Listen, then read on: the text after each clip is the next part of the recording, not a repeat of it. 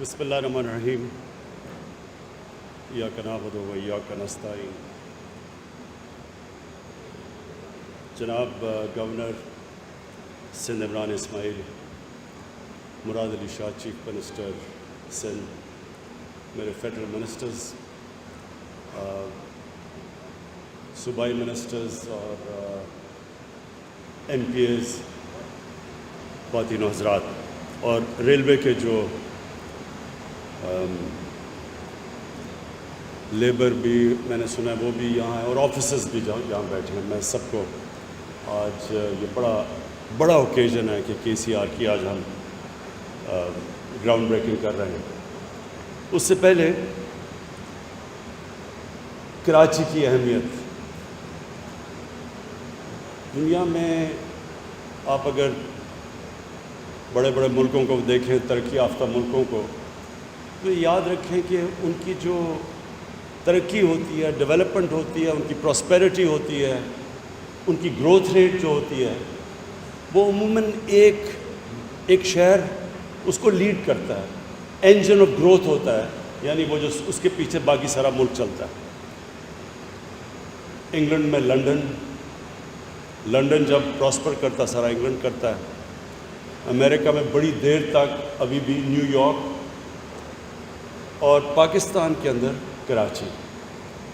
کراچی کی اہمیت ہم پوری طرح اندازہ نہیں لگا سکتے. پاکستان میں کراچی ایک ایسا شہر ہے، مجھے بڑے افسوس سے کہنا پڑتا ہے کہ کیونکہ ہم نے ابھی اعظم سواتی نے بڑی دکھ بھری داستان سنائی کہ 70s میں کراچی کیا تھا. ہم سب جانتے ہیں کراچی 70s میں کیا تھا، اور مجھے افسوس سے کہنا پڑتا ہے کہ 80s میں جب کراچی ٹیک آف کرنے لگا تھا، اور تب کراچی میں انتشار شروع ہو گیا. یہ وہ شہر ہے جس تیزی سے یہ اوپر جا رہا تھا، یہ سارا پاکستان ساتھ لے کے جا رہا تھا اوپر. اور کراچی کی جو مسئلے مسائل آئے اس کے بعد، اس نے ہم سارے ملک کو متاثر کیا. تو جو آج تو یہ کے سی آر کی بات کر رہے ہیں، لیکن جو پچھلے سال سپٹمبر میں ہم نے کراچی کا ٹرانسفارمیشن پلان بنایا، جس میں سندھ حکومت اور فیڈرل حکومت نے مل کے فیصلہ کیا کہ ہم کراچی کو اپ لفٹ کریں گے. تو یہ بہت امپورٹنٹ صرف کراچی کے لیے نہیں پلان، یہ سارے پاکستان کے لیے. اس کا جو فائدہ ہے وہ سارے پاکستان کو ہوگا. کراچی وہ شہر ہے جو کہ ساری دنیا میں سے انویسٹمنٹ کھینچ سکتا ہے، لیکن اس کے لیے بنیادی انفراسٹرکچر کی ضرورت ہے. اور بنیادی انفراسٹرکچر کے اندر جو سب سے امپورٹنٹ چیز ہوتی ہے وہ ایک شہر کی ٹرانسپورٹ سسٹم ہوتا ہے، جس کے اوپر بدقسمتی سے جس طرح کی انویسٹمنٹ ہونی چاہیے تھی وہ نہیں ہوئی. تو یہ کے سی آر ایک اس کی بہت بڑی ایک سرکولر ریلوے جو کہ سارا کراچی کو ٹچ کرے گا، اور جو کہ پھر سڑکوں کے اوپر سے پریشر اتارے گا. یہ ایک بہت بڑا سٹیپ اس ڈائریکشن پہ. گرین لائن بھی ہے، اور اس کے بعد اور بھی ہمیں بس سروسز پرووائڈ ٹرانسپورٹ کرنی پڑے گی کراچی کے لیے، جس تیزی سے کراچی پھیل رہا ہے. جو کراچی کا دوسرا بہت بڑا مسئلہ وہ پانی کا ہے.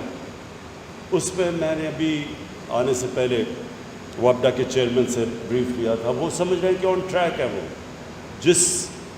جو اب انہوں نے ڈیٹ دی ہوئی ہے، وہ سمجھتے ہیں کہ ہم انشاءاللہ 2 سالوں تک کراچی میں K4 کے ذریعے پانی پہنچا سکیں گے، جو انشاءاللہ کراچی کے لیے ایک بہت بڑی نعمت ہوگی. اس کے بعد جو باقی کراچی کے مسئلے، اور ان کراچی کے مسئلوں کے لیے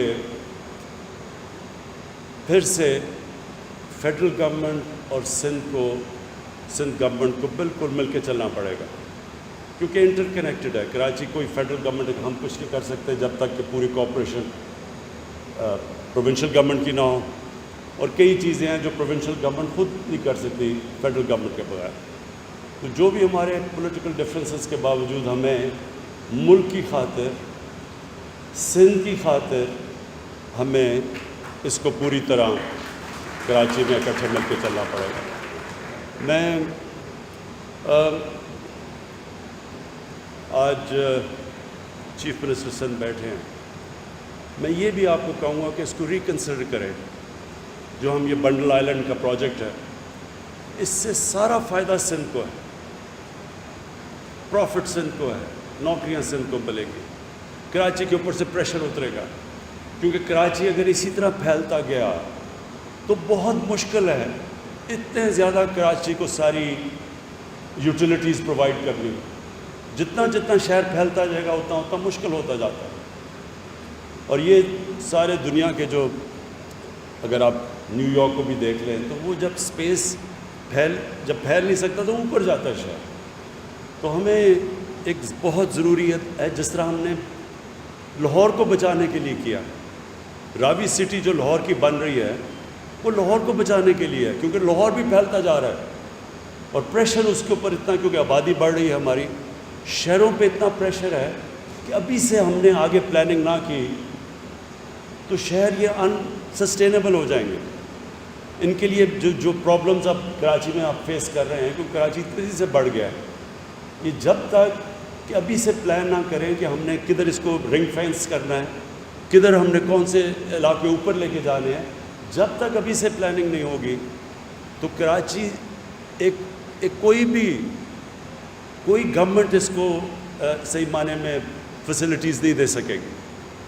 اور اس کے علاوہ جو سب سے بڑا ہمارا جو پاکستان کا فائدہ ہے کہ بنڈل آئلینڈ یہ جو ہمارا پروجیکٹ ہے, اس میں بڑی باہر سے انویسٹمنٹ آ رہی ہے.